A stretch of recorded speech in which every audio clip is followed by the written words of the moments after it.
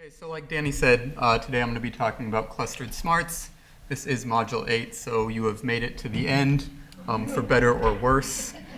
I have some pretty big shoes today because everyone has been such a great presenter up to this point, but I hope to fill them. So our learning objectives today are going to be to learn what's different in clustered smarts in comparison to standard smarts with respect to the data and analytics stage, sample size considerations, and the software we have available in order to analyze these clustered smarts. Now, to help you get to that point, we're going to follow this outline. So we're going to start by talking about clustered adaptive interventions. I'm going to use the term clustered adaptive interventions, clustered AIs, CAIs interchangeably, but they're all referring to this. So we're going to talk about clustered AIs and their similarities to standard adaptive interventions and also their differences. Then we're going to move on to clustered smarts, once again with the similarities and differences to standard smarts. Then based on those differences, we're going to present some new data analytics methods that you're going to need in order to analyze them. And then we'll end with a brief discussion on where the software stands at this point in order to analyze these clustered smarts. So starting with clustered AIs.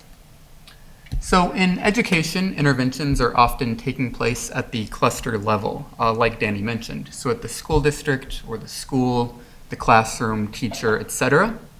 But while those interventions are occurring at the cluster level, they're often designed to improve outcomes of units within those clusters.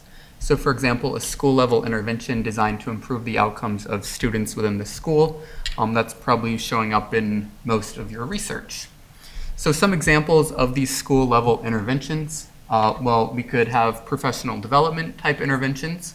So coaching school professionals to help children in those schools with mental health problems. We also have school-wide positive behavior supports in general education, a type of multi-tiered system of support. There's many others. These are just two possible examples.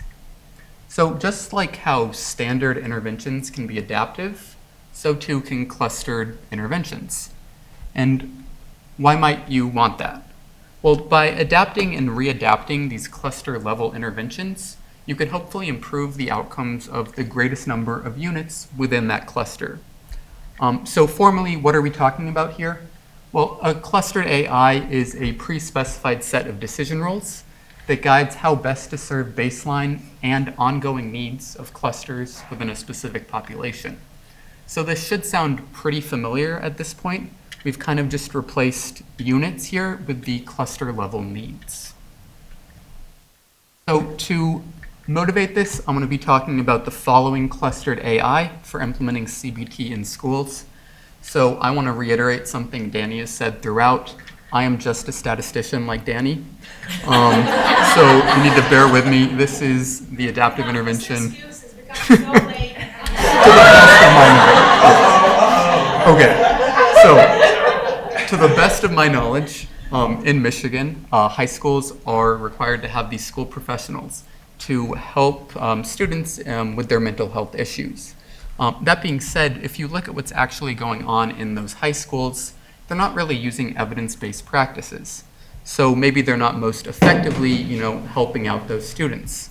So the idea behind this clustered AI is we want to increase the delivery of cognitive behavioral therapy, or CBT, within these high schools in Michigan. And this is going to be the motivating AI for the next couple slides. So what are the intervention options in this example clustered adaptive intervention? So we have replicating effective programs, or REP, which is a didactic training in CBT for all school mental health staff, and then ongoing technical assistance for school professionals within the schools. So this is going to be probably the cheapest of these options. Ideally this would be sufficient for everyone. We know that's probably not going to be the case. Next, we have coaching, which provides live training to improve the competence in providing CBT delivery. So I think you can view this as like the skills intervention, improving the skills of school professionals at delivering CBT. Then finally, we have facilitation, which provides schools with opportunities to discuss barriers to CBT delivery with a facilitator who hosts these discussions with school staff responsible for the coordination and delivery of CBT. So whereas coaching was more skills-based, this is more dealing with organizational barriers to CBT delivery. So, maybe the principal doesn't, buy in that this is necessary. How do we address those organizational barriers? So both coaching and facilitation are going to be a bit more expensive than the option of rep, which is the less intensive option. So we're now going to take a brief step back to talk about the components of a clustered adaptive intervention. So these 5 components should look very familiar to all of you because they are the same 5 components we have seen throughout this entire workshop. So we still have proximal and distal outcomes, we still have decision points and intervention options, tailoring variables, and decision rules. But what's changed is for 4 of these 5 at least, we're going to have different design considerations due to the clustered nature of the adaptive intervention. So we're now going to walk you through the 5, talking about, well, what's the same and what's different. And now we're diving back into that clustered AI that I mentioned about improving CBT delivery. So first we have our proximal outcome, which is our primary goal. And this outcome is at the school professional level. And it's to increase the number of CBT sessions delivered by school professionals within the school. So here you can start to see the nested nature of our data, how we have these multiple levels. Because this is a clustered intervention, but our outcome is at the school professional level. So school professionals nested within schools. We also have a distal outcome at the school professional level, namely to increase or improve CBT knowledge and skills of those school professionals. So once again, 2 levels here, school professionals within schools. Of course, we don't want to just provide CBT to provide CBT. The reason we want to provide that CBT is to address the needs of the students. So another distal outcome is going to be at the student level, and it's improvement in their anxiety levels for students who need CBT. So here we actually have a 3rd nested level. We have students within school professionals within schools. So that's where we're starting to deviate from what we saw in standard adaptive interventions, where everything's occurring at one level. Yes? So Tim, does the different level and a lower level?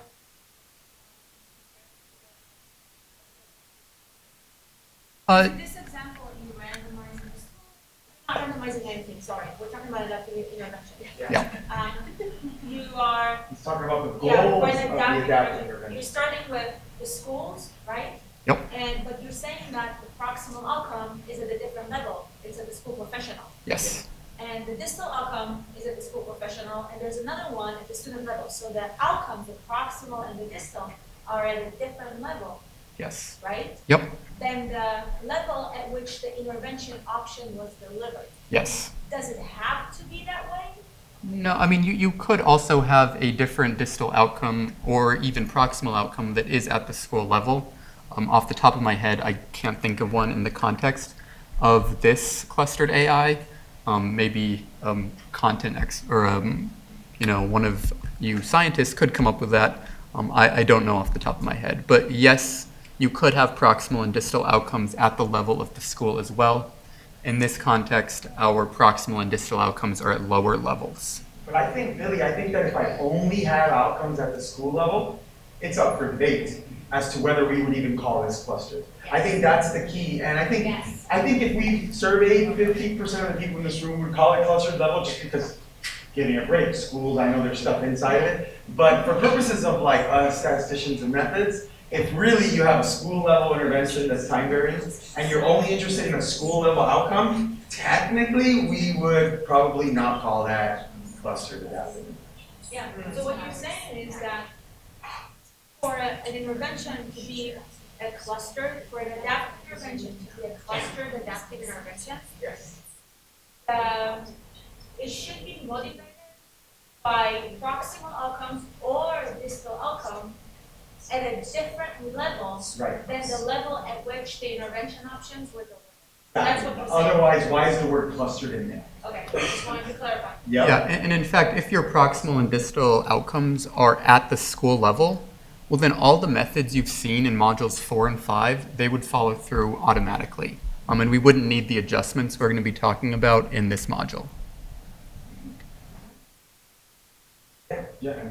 Yes. Oh, Just a quick question then, so like if you're writing, if you did have school level outcome question, then and just in that kind of analysis question, you would follow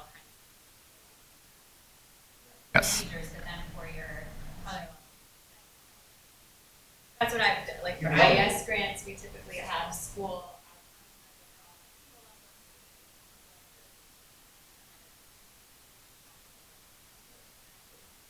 For everyone to make sure they get what you just got, which is powerful. If I do a SMART where I'm randomizing schools, and I have multiple outcomes. I have some at the school professional level, some at the teacher level, some at the student level, but some are also at the school level, okay? Those analyses, you already know how to do them if you don't listen anymore today. What you're listening to today is when you have outcomes at the lower levels. That's when we're calling it a clustered AI, when there is at least one outcome down there at that lower level. We just gave it a new name to sort of differentiate it. Otherwise, we need to give it a name somewhere. Okay, so that was the first component of clustered adaptive intervention, similarities and differences with standard. So the next are our decision points, and we actually aren't going to have any new considerations with decision points. But just to reiterate, decision points in the context of this clustered AI, we have 3. They're at month 0, month 2, and month 4. Of course, the first 2 are somewhat trivial in the sense that no matter what at month 0, the school is getting in-person training plus rep, and no matter what at month 2, they're getting rep plus coaching. Month 4 is probably the more interesting decision point where, based on our tailoring variable and our decision rule, we're going to decide whether they then stick with rep plus coaching or they step up and also receive facilitation. I want to say one thing, Tim, in addition, because it is true that in this example, there's not a lot to say about clustering when it comes to, in this example's, decision points. He's going to go through all the components. But if you had something like, and the slides don't have this, which is why I'm bringing it up, Tim. If you have something like an event-triggered adaptive intervention, right? Then actually the decision points might have something to do with the clustering because that trigger might be based on data at a lower level that's rolled up to the school, right? You guys see that? So on the face of it, in this one example, all right, it's like these 3 decision points are locked in. They're locked in. In terms of like time, there's nothing about them that is like comes to bear that has to do with clustering. It's time 0, time 2, time 4. But in other adaptive interventions, like if you were monitoring the school weekly for something, and it was the monitoring had to do with the teachers down below or the students down below that some summary of that triggered something at the school, well then the decision points do have a clustering nature to them because people are going to be transitioning at different decision points, right? And so just a little, it's a nuance, and that's why we don't have the slide, and that's why I jumped in, but that I wanted to help out with that. Yeah, But Billy. I think there's another nuance, and tell me if this Yeah. this is the first time I'm thinking about this. Yeah, cool. But this is something I've learned from having conversations. That, the decision points are decision points.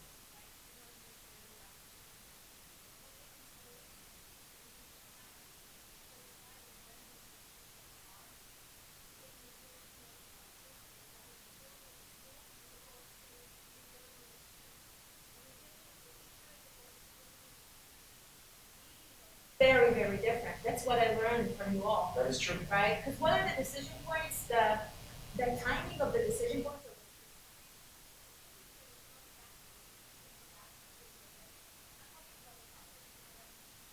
And interventions that are delivered to the school, you can adapt them at a different time scale compared to interventions that are adapted at the student level, right? So it does have implications on the decisions that you're making about the decision points. Decisions, Right. for sure. That's a really good point. I hadn't thought of that either. I think it's really powerful, Tim, and I Yeah. think we should jot down that note because Billy, you just made me realize that because we're in the clustered adaptive intervention world, and because I'm targeting an outcome at some lower cluster, that also plays into where my decision points are gonna be. So implicitly, or not implicitly, indirectly, through the fact that my outcome is clustered, I see an effect of clustering on my decision points, but it came in directly in this example. In other examples, it would be more directly, and that is beautiful, beautiful. Okay, so moving on, we have intervention options. I'm not going to dive back into what rep, coaching, and facilitation are, but this is also going to factor in. Because, so coaching, with coaching, these coaches are coming in and meeting one-on-one with the school professionals. So at first glance, you might say, well, is the intervention at the, school professional level? I'm going to say no, because what we're talking about here is the level at which the decision is made. So the decision is made for the entire cluster. So even if we have one-on-one training within those school professionals, the entire cluster is going to receive coaching or not receive coaching. And same with facilitation. So once again, we have these multiple levels rearing their heads when it comes to intervention options. Can I dive in here? Because this point is so subtle. So important. Basically what Tim just said is that if you have a coaching model, that when you're deciding when to do it, the decision is give it to all the school professionals at the school. That's a school level coaching model. But if you have a coaching model that when you're deciding when to do it, you can decide on a school professional to school professional basis, that's a school professional level coaching. Guys, if you heard that and still think, oh, what Danny's saying is so trivial, it doesn't make sense, come talk to us later, because this is one of the most powerful ideas you should get out of today's Module 8, is that we call it coaching, but if it's school level coaching, it's wildly different from school professional coaching. Because it's about, for us here in this lab, or 3 days, it's about where we're making the decision. And in this study, the decision, the coaching version here is, when I decide to do coaching, I decide to give it to all the school professionals at the school. Therefore, it's school level. This is so subtle and so important. So important. Danny, I think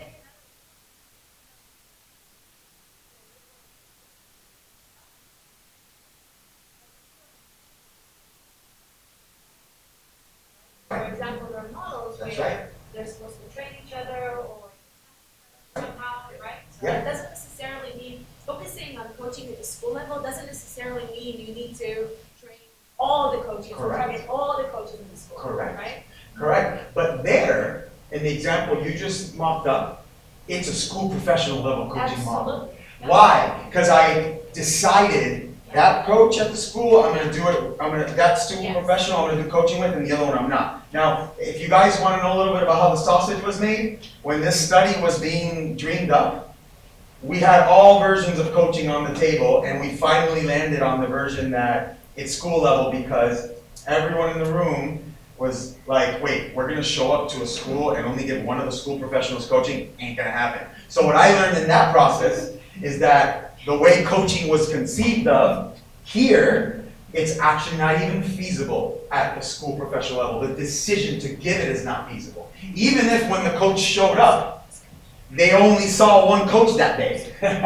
You guys feel me here? We're talking about the school level decision. But you guys see the beautiful subtleties there? That's really important, and that's why Tim is making a fuss about it, because this is different from things you've seen today. This is different. This is a clustered intervention, a school level intervention. Okay, so after intervention options, we have our tailoring variables. So the tailoring variable in this clustered AI is in the magenta box. And we're going to see the nested structure rear its head once again. So our tailoring variable is whether the school professionals, each school professional at the school, has provided 3 or more CBT sessions to 10 or more students, and whether the average number of barriers to delivery identified by school professionals is under 2. So in a way, this is a binary variable in that either every school professional has provided sufficient CBT, and on average, they have identified fewer than 2 barriers, or they have not. So if you have 2 school professionals and one has provided a lot of CBT and identified no barriers, The other one has not provided much CBT. Well, then we're going to use the summary of those two school professionals to make our decision. Does that make sense? So we're kind of rolling up individual level variables to a school level for our tailoring variable here. So once again, we have school professional level data being summarized at the school level to form our tailoring variable. Is that clear to everyone? Let's ask the group why. Why would we roll it up? Why roll it up? What's going on here, Dan? Why are you taking data from the school professionals and rolling it up to decide if the whole school is school professional or not? Anybody have a crack at that answer?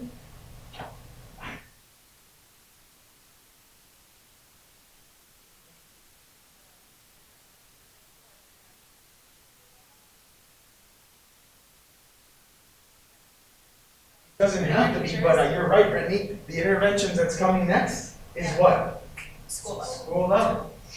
Exactly. School level, and you know what I mean? And so like I gotta decide, is this a school, the decision here is this a school that needs facilitation? That's so subtle and beautiful, you guys. So cool. So obviously a tailoring variable is forward-looking in that we're tailoring that clustered AI with the intention of improving end-of-study outcomes.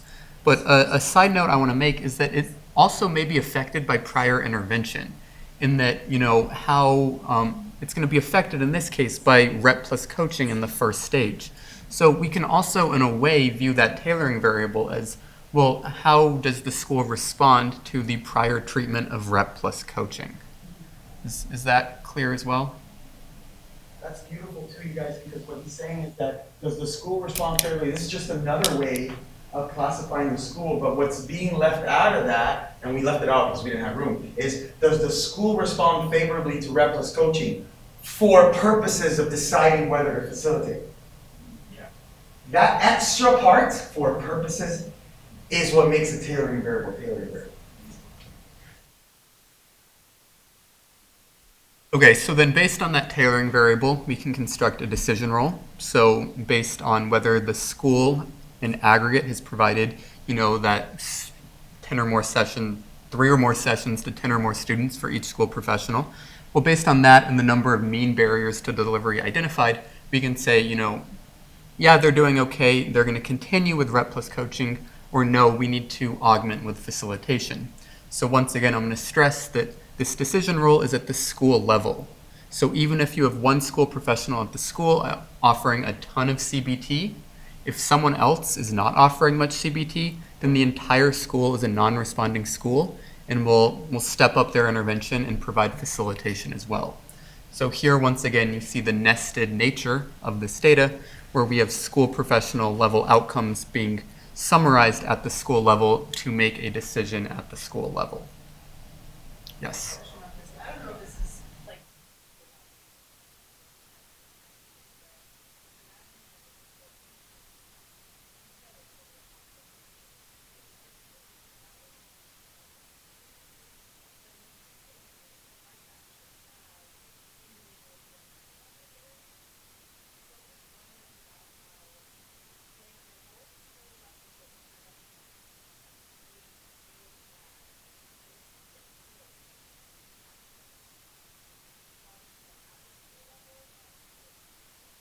Like that? Yeah. Because Tim wasn't part of the study. So facilitation meant that every one of the school professionals was called by the facilitator. It wasn't with the leadership, it was actually with the school professional. And so what's interesting here, and the question I thought you were going to ask was, so let me just close out that point. The idea was, I'm going to facilitate the ability of that school professional to do their job at the school, to address the school level barriers. I'm going to coach them through it, but it's not coaching skills, it's coaching how do you navigate this complicated school and deal with my principal. Yeah. But I want to say one more thing.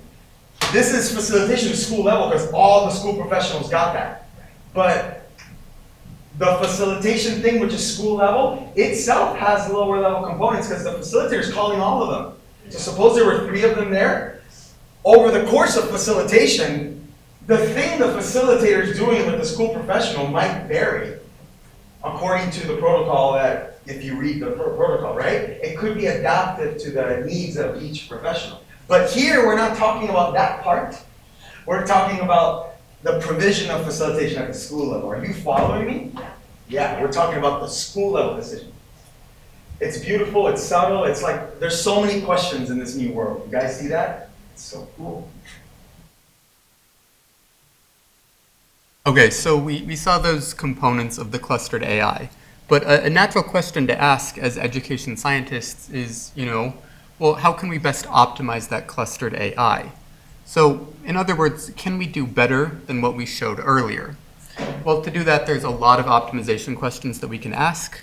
We have 3 commonly asked ones here. So we might ask, well, what's the effect of offering versus not offering coaching in the first stage of the intervention? Coaching is more expensive, so maybe if we don't need to offer it, we don't want to offer it. It's similar when we ask the second question, among those who do not respond favorably to the initial intervention, should we augment them with facilitation? Once again, a more expensive option, so we should offer it if it's helpful, but if it's not, we don't want to spend that money for no gain. Then we could also ask, should we offer both coaching and facilitation in the first 2 stages? Or should we offer neither, or maybe some combination of the 2? So these questions probably sound pretty familiar, but there's a lot of other ones we could ask. So for example, the second one here, we could ask, should facilitation only be offered to suboptimally responding schools within school districts that have fewer resources? Well, why might we want to ask this question? If you're in a school district with a ton of resources, maybe those barriers to delivery don't really crop up as much at the organizational level because, they have the resources to say, sure, you can offer CBT. We're not taking anything away from, any other students here. But if you're at a school in a school district with, a lot fewer resources, there's an opportunity cost to offering CBT. If you offer CBT, maybe that means you don't have resources to offer, a different intervention to help out other students. So facilitation might be more useful to offer in those lower resource school districts to address the organizational barriers that show up there. So once again, these are just, a couple more possible questions. I'm sure if you took, 2 or 3 minutes now, you could come up with a lot more. So just keep that in mind when designing your, adaptive interventions. So we're now going to move to clustered smarts. So clustered smarts can be used to answer those optimization questions because clustered smarts are used to optimize a clustered adaptive intervention. And these smarts are going to be very similar to the smarts you've seen in previous modules, but now we have randomizations at the cluster level, and we're going to have outcomes at that nested level within those clusters. So the motivating example is going to be adaptive school-based implementation of CBT, or ASIC, which is a clustered smart designed to optimize clustered AIs that are aimed at increasing delivery of CBT within school settings.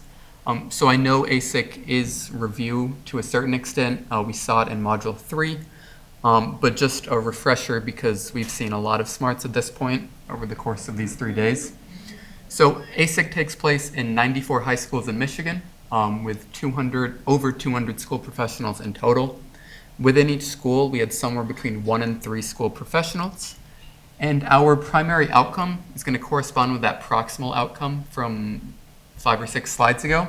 And it's the number of CBT sessions delivered by each school professional within each school. So what does ASIC look like? You can see it here. We have a 3-month run-in period where every school is going to receive REP.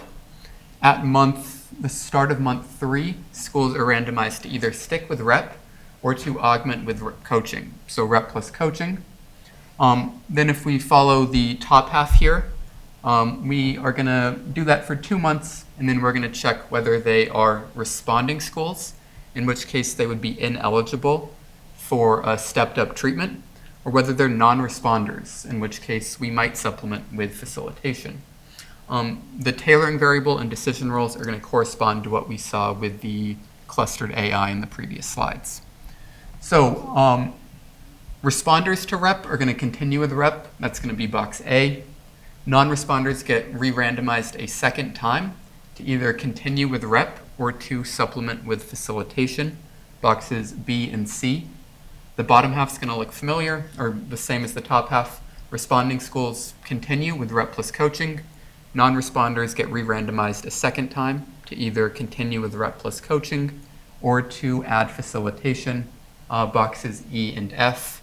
And then we follow them for 13 or 14 months before the study ends. So our three common primary aims in a clustered SMART are going to correspond with what we've seen in standard SMARTs. I should say our three most common primary aims. So first we have the main effect of the first stage of the intervention. So that's the red portion here versus the blue. Essentially, what's the effect of offering coaching in the first stage? We could also look for the main effect of the second stage of the intervention among the non-responders. So if you were a responder in gray, we're going to ignore you for the time being, and compare continuing with your first stage treatment in the red, that's boxes B and E, versus supplementing with facilitation in blue, which is C and F. And then finally, we have a comparison of embedded adaptive interventions, which is in fact ASIC's primary aim. So in this case, we were comparing the intervention of rep only. I know there was some controversy on day one over whether we call this adaptive or not. So a potentially non-adaptive, potentially adaptive intervention, depending on how you view that question. Of rep only, this is the least intensive intervention option. With the most intensive intervention option, the clustered AI, where you start with rep plus coaching, responders continue, and non-responders step up to receive facilitation. Now, back to that point, which I loved that provocative conversation between Billy and I. In this study, it really, I think, could qualify as rep only. And the reason I say that is that rep thing is just a certain set of things I did at that training and tools I handed over them. Like, here's my technical assistant's phone number. I'm going to follow you on my newsletter. I'm going to send you stuff. But we actually did not ever tweak anything to rep in this study, in this particular one, even if they ended up being suboptimally responding. So I think it'll depend from study to study. In this study, I think it truly is rep only all the way. I really do think so. But yeah.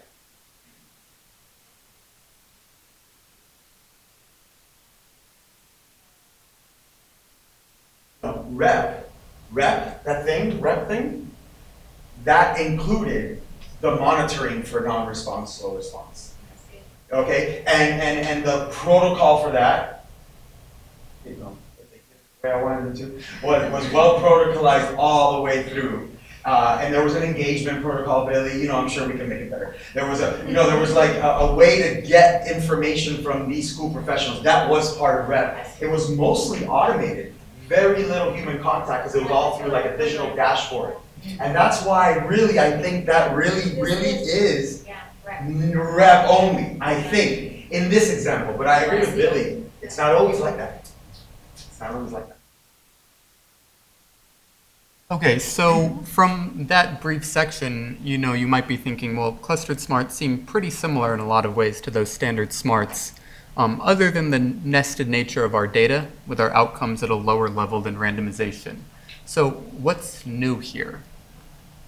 Well, the adjustments we're going to have to make to the methods for clustered smarts are going to fall into three buckets. They're going to fall into new modeling considerations, new estimation considerations, and then adjustments to our sample size formula as well.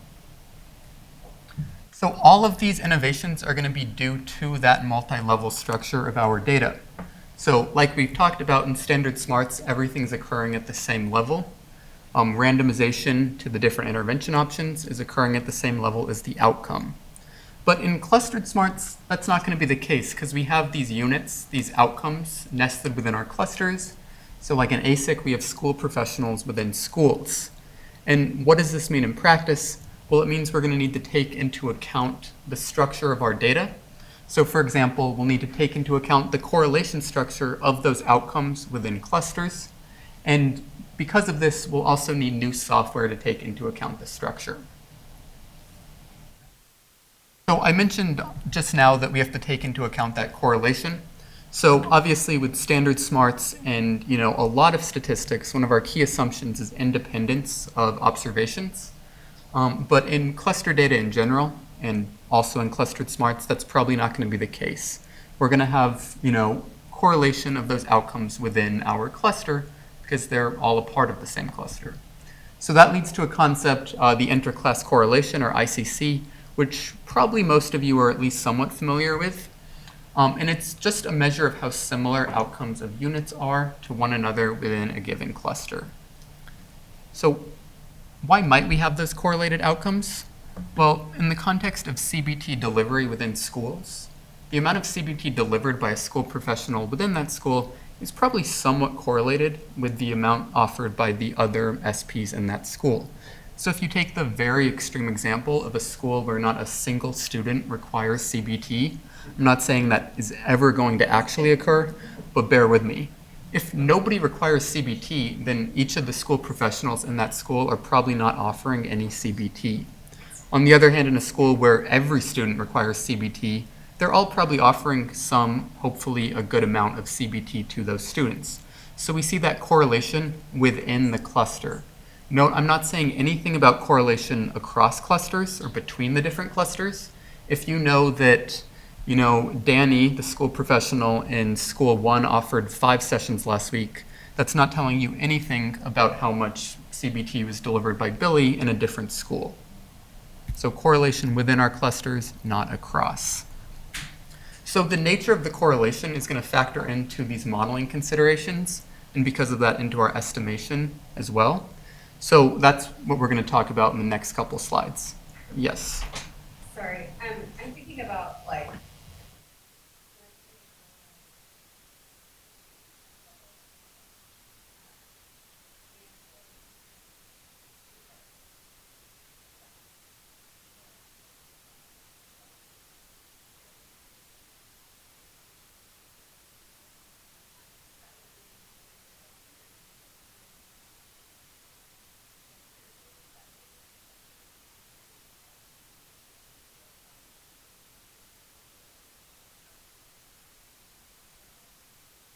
Yeah, so what I'm saying is, when you're designing these studies, Yeah. you're going to use the science, like what you think the structure of the correlation,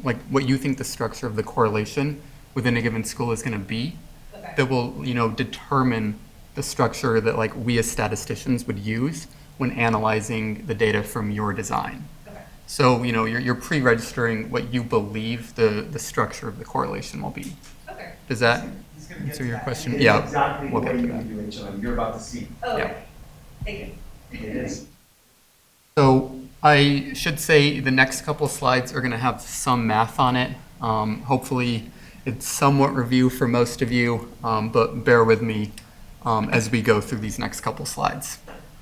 So for example, we might want to model the outcome Y of school professional I and school J as a function of what adaptive intervention they received as follows.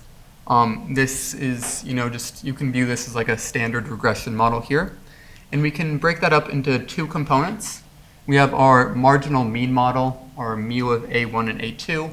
That's just the portion with the betas and the A's. And then we have our variance term at the end, our error, our E of IJ. And for now, we're going to set aside the betas and the A's, and we're just going to dive into that error term, that E of IJ. But before we do that, this is like a point of demarcation. The reason Tim is about to dive into the error term is exactly because of the question that just came up. You guys already know how, you already learned how to do all the beta stuff.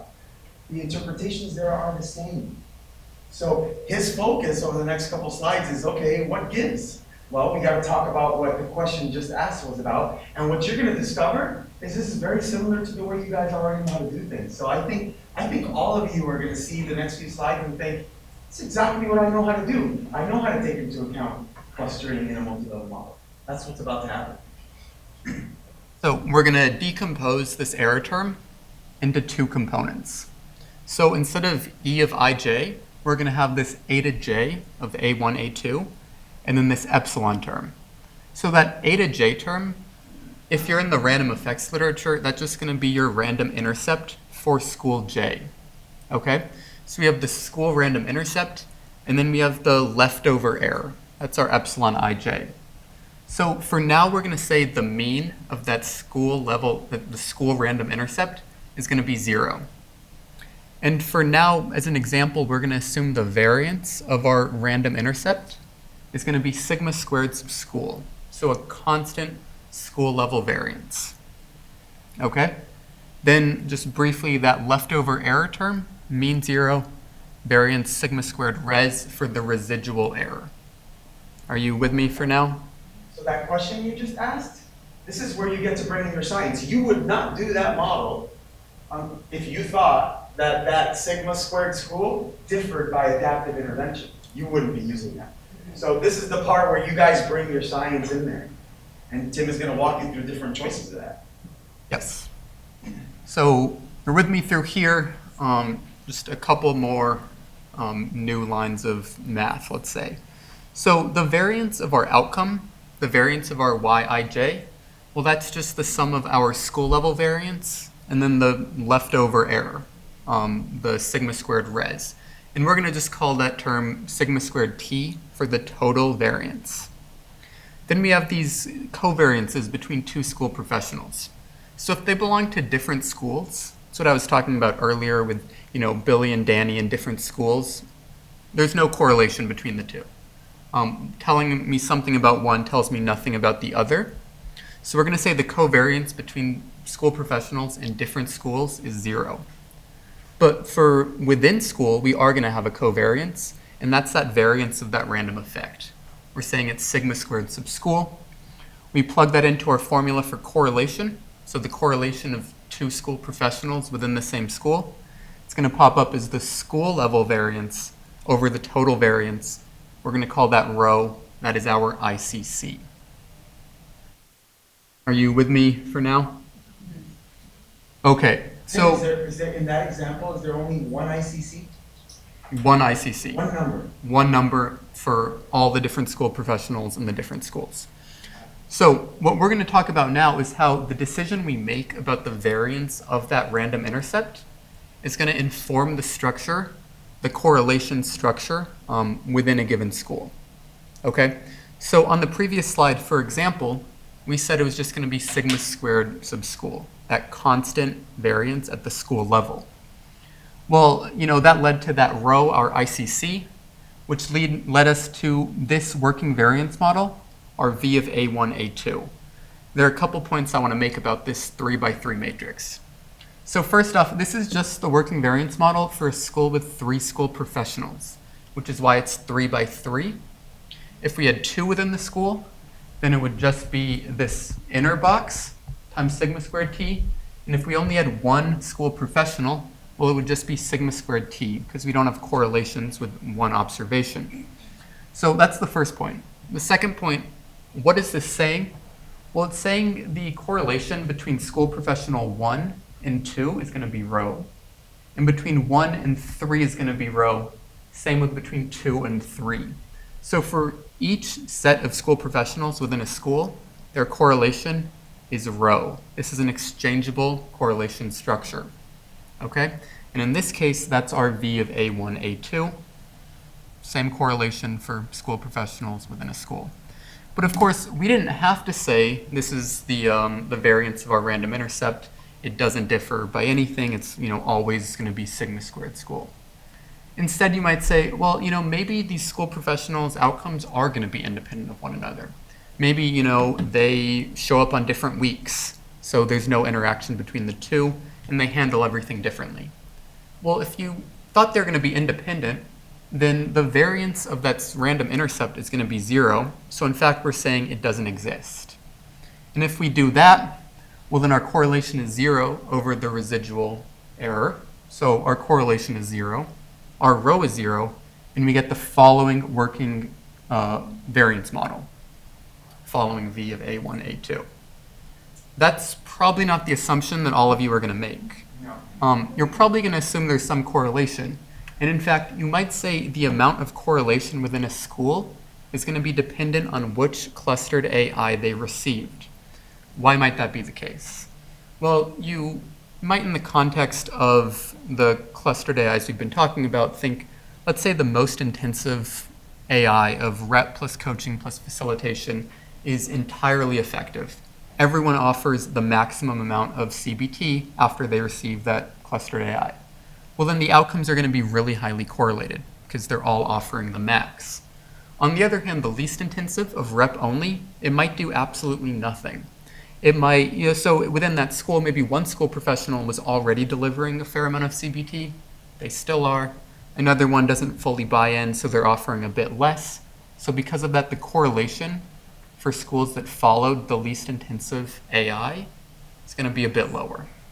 So here, if you think this would match your the setup, you would say, well, the variance of that random intercept isn't just going to be sigma squared school. It's going to be a function of their adaptive intervention. Does that make sense? So when you do that, it's going to factor into our correlation as well. Our correlation is now also going to be a function of that adaptive intervention. So we denote it rho of A1, A2. And that leads to the following working variance model of sigma squared T of A1, A2 times this 3x3 matrix that is also dependent on the adaptive intervention. Are you with me? So Tim, I think what I'm learning, tell me if I got it right, is that I, the scientist, what I bring to the table when I'm thinking about modeling this data is I gotta decide, do I think that school level variance is just a number, the same across no matter what treatment they get, no matter what adaptive intervention they get? Yep. Or do I think it differs by adaptive interventions? And then there's a whole host of other ones, like maybe you think it only differs by A1, or maybe I only think it differs by A2, but the scientist is gonna come and give you this, and that's how you choose the variance of the correlation. Okay. Yeah, so, Danny or me, we're not going to go to you and be like, this is our working variance model. It's up to all of you to use your, expertise to tell us what you think the structure of the correlation is going to be. And then when you do that, there'll be some back and forth, but, we're going to defer to you, obviously. And then we'll end up giving you a working variance structure that matches the assumptions that you think about that correlation structure. So Tim, Yes. question, what kind of information?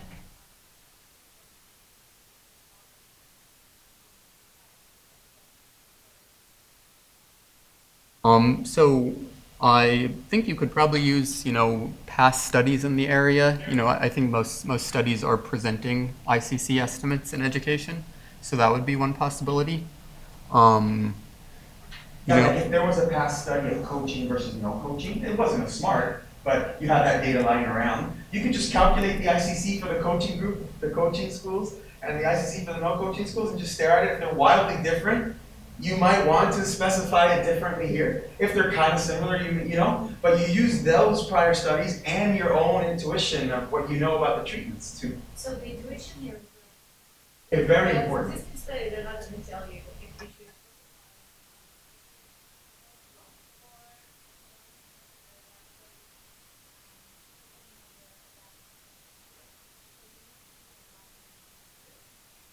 Yeah, Catherine. So you say I have some idea of how I think minor, right? I have an idea, but I want to be safe and say I could be wrong. Yeah. What is the most flexible or like the least, the one that maybe doesn't have, that has weaker assumptions in it Yeah. that I should think about, Yeah. that I might want to think about? I'm not gonna answer. We're it. gonna- I'm gonna let we're Tim gonna- give you that punchline. We're gonna, next slide. Yeah. Cool. Okay, so we're gonna get to that. I should also reiterate, these are just 3 possibilities. These are not your only possibilities. Yeah. We're always looking for correlation structures that better match the data. Yeah. Like, for example, can I give them something to sync on? Yep. Like, suppose 2 of your school professionals are highly skilled. Like, that. Like, you have the covariate in your data, they're highly skilled. And then one of them is a newbie. Well, you might actually think that the highly skilled ones are going to hang together, so that means that you're going to give me a different model. Because you're bringing your intuition and your science to bear, right? So, that's kind of, we're just showing you 2 of them here. You know what I mean? Question. Yes. So often scientists don't come in full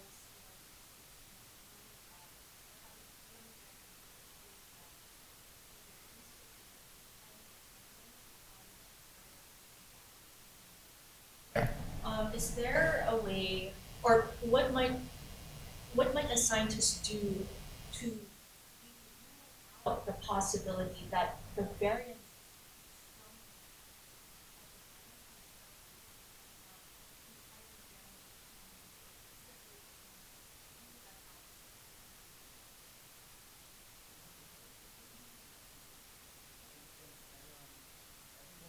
Science and intuition to the Yeah. table.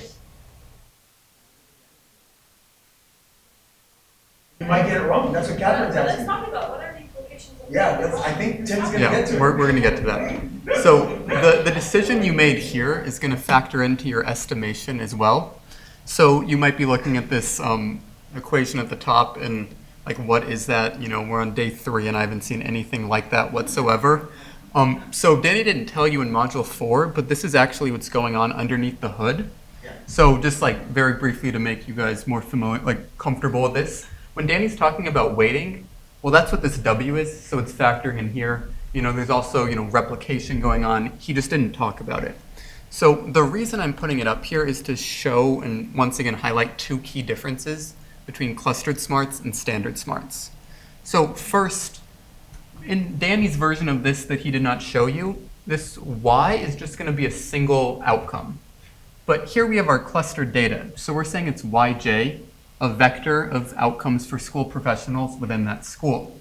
So with 3 school professionals, it would be a 3x1 vector you can see here. That's the first point. The second point is, you know, we've been talking the last like 3 or 4 slides about how your assumptions about the correlation are going to factor in. And that determined our working variance model, our V. Well, now that V is also showing up here. Danny's version of this equation in modules 4 and 5, the V's not there because you don't need to worry about that correlation structure. Now, clearly there's some concern, well, what if I don't know the working variance, the correlation structure, and I'm worried I'm going to get it wrong when I pre-specify, and everything's going to fall apart. Well, we're here to tell you that you don't need to worry because we've developed methods that are going to ensure even if you're wrong, your causal effect estimates are still going to be unbiased and your hypothesis test will still be valid. Okay, so even if your assumption about the correlations structure is incorrect, you will still be okay. Yeah, but what about? So, I mean, if you were correct, then you're probably going to gain some efficiency. But, you know, you shouldn't be too hurt as long as, you know, you're not like way off, and then even then. It doesn't bias your estimate, but it does. Yeah, and that's why we even brought this up. That's why we Because love it. that's why we're wanting the scientists to tell us their science and help us model. Yeah. So that's why I actually think this is a beautiful slide, not because we want you guys to understand this, but because of we want you to understand the green and the red, meaning prior to today, yesterday, all day yesterday, there was no V. Because there was no multiple people within the thing. Now there are. And now we get to ask you and elicit from you some information about that. But guess what? Even if we get it wrong, all good, we're unbiased. No, your next fear might be, well, you're looking at that equation, you don't know how to solve that. You know, you might not be worried about even coding that in R.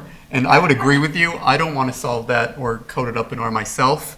But fortunately, we are developing software that will do this for you and provide your estimates and standard errors so that it's a seamless process at the analysis phase. So we're going to get to that software in just a little bit, although I am running short on time. But first, we're going to talk about that final consideration of sample size formula. So over these next couple slides, I'm only going to talk about sample size formula for the comparison of 2 embedded adaptive interventions. If your primary aim is main effective first stage or second stage among the non-responders, we have those formula as well. There's a handout on the KD website, I think handout 3, that has all of these formula for you. So keep in mind that's available. Very briefly, we have some inputs and outputs for this formula. So starting with M is going to be the number of units within each cluster. So for example, number of school professionals within each school. Delta is our standardized effect size for the comparison. Rho is the ICC. So that's where, you know, the decisions you make are also going to have sample size considerations when you try to power your design. R is the probability of response to the first stage intervention. So this is what's going in, what's coming out. Well, little n is the number of clusters you need for your study, so the number of schools. And then big N is just going to be the total number of observations in total. So Tim, are you assuming that Yes, we're going to get to that. But yeah, yes. The one he's showing you. The one I'm showing, But we yeah. have the formulas in case you don't believe that. We have other formulas. So here's the formula. I guess that's a little small. I hope you all can see it. Walking you through it, we have big N equals, well, little m times little m. And then there's three components here. So first we have that 4 times z1 minus alpha over 2 plus z1 minus beta squared over delta squared. That should look pretty familiar. That's in, I would imagine, nearly every sample size formula. Definitely that we have presented, but I think also in non-smart settings. Next we have two inflation factors. So we have an inflation factor that's a function of the ICC and the cluster size, that's in red. And then we also have a smart inflation factor in blue. So that's what we need due to the fact that we have responders and non-responders. Okay? Yes? Yes, good point. This is for the prototypical smart as well. We have some formula for other settings, although, We do. yes, we do. So Tim, let me make sure I get this right. What's in black, because they don't really need to know the formula about that intuition. What's in black is just a two-arm, not even clustered. It's just a formula for a two-arm trial. If I have that, and then I multiply it by the red, but isn't the red just part of a two-arm cluster trial? Don't they also know that one? They do, Yep. right? Yep.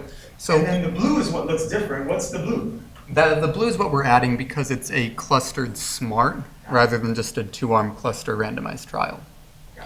So some considerations when thinking. Can you go back there? Yep. So can you tell me if my intuition is correct?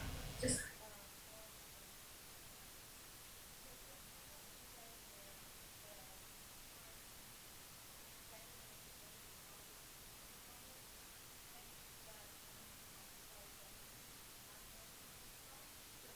Yeah. Yep. And is it the case that if I'm in a smart setting where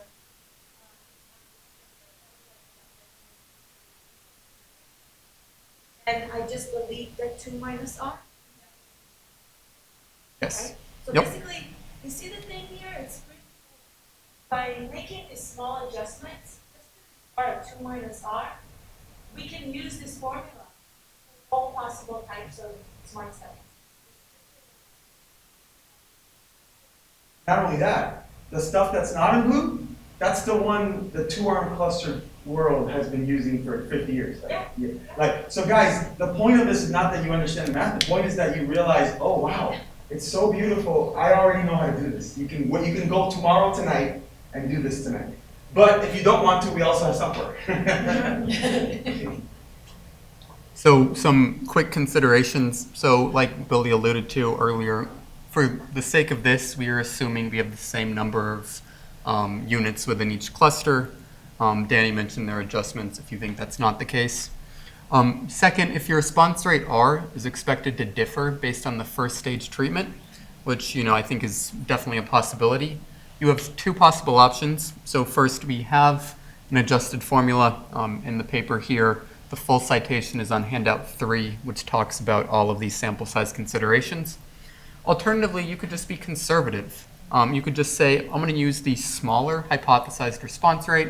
That'll ensure our sample size is a bit bigger and is, safer than choosing the larger one or maybe the average of the two.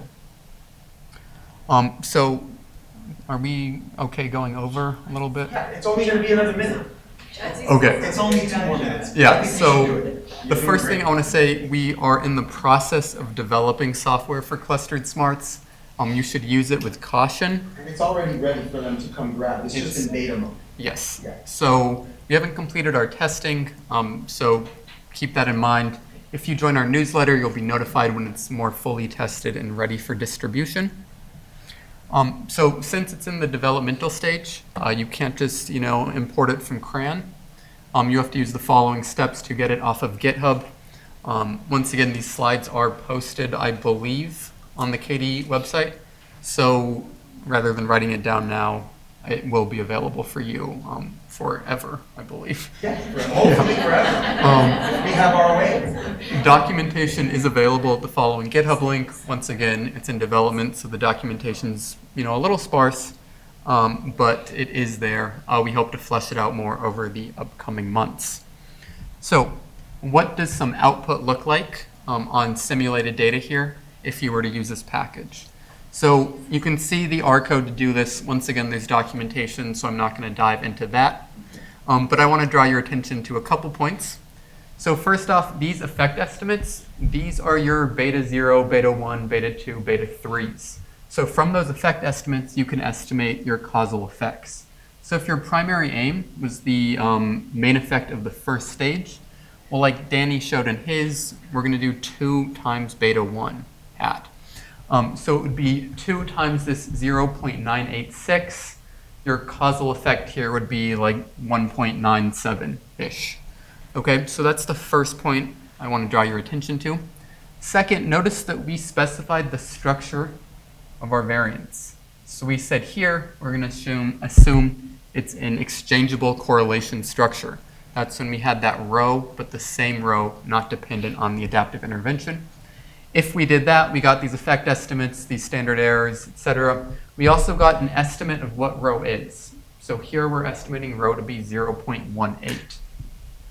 Okay, if we, made a different choice here, we get slightly different output, although our effect estimates would stay the same.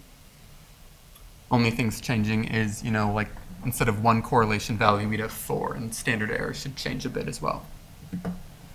Okay, so I want to end by saying, well, you might be like, well, I know we have this nested data. We have this structure to our data, but is it really necessary to use all of these methods? So here we're going to examine regression output with no nested structure. Where we assume there is no nested structure. Where we say, we don't have school professionals within these 94 schools.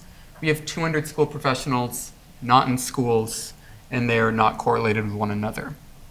So this is going to be the output there versus where we appropriately take into account the clustered nature of the data. So the left, we assume no clustering, no correlation between them. The right, we appropriately take into account the nature of our data. So notice our effect estimates are going to be the same with the rounding. They're actually the same. It's still 0.6112 and 0.6112 for our 2 estimates. What's changing, though, is our inference about those causal effect estimates. Because our standard errors here, well, we're assuming we have more information than we do because we think all of those are independent and not in the same school. When we appropriately take into account the nature of our data, our standard errors are a bit larger. So on the left, you see that, every inference we make, we're going to say every aspect of this, these clustered AIs are going to be highly significantly different from the others. But our inference changes when we appropriately take into account the nested structure of our data. We say, maybe some of these components are still significantly different, but not all of them. Does that make sense? Okay, so very important. So that wraps it up. We have some future work that Danny has alluded to throughout this workshop. So first off, we are currently working on 3 and 4 level methods. So, students within school, professionals within schools, or maybe even multiple observations on those students. Next, we're working on multi-level smarts, where the sequence of randomizations occur at multiple levels. And then related, we are also excited about using these clustered AIs to engender positive spillover effects, which can improve academic outcomes for more students, and the methods to, quantify and better understand such spillover effects. Danny also talked about that yesterday with, we want these positive spillover effects. So that's where the future work related to clustered smarts is going. Hopefully this has been pretty applicable for all of you because we have that clustering data. I think we're kind of out of time for questions, but maybe a couple if they pop up.